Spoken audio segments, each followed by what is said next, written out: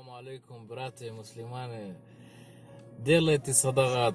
Садагат всегда ваши деньги только растет и растет. Иншаллах, никогда не пожалеете. Никогда не пожалеете.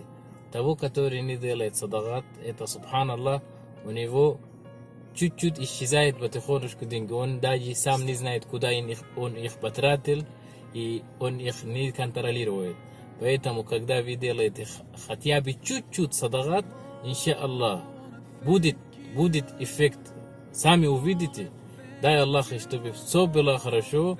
И иншаллах, я Рахман, я Маннан, Рабб аль-Арш аль-Азим, иншаллах, يعني يسمع كل مسلم يتقدم للصدقات. آمين. Аминь. Салам алейкум. Салам алейкум. Как тебя зовут? Меня Анас зовут. Анас. Да. Анас, я на своем испанском. Да, конечно. На своем испанском, да. Это, Анас сделал сейчас садака на 119 рублей.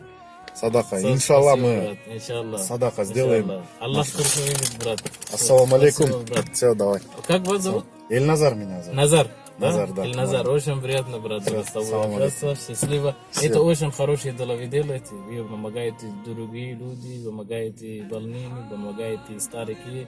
В этой жизни деньги ничего не обозначает абсолютно. Это просто мы их пользуем какое-то время. Но это всегда, ну как сказать, это не ради того, что мы живем. Это не ради того, что мы живем.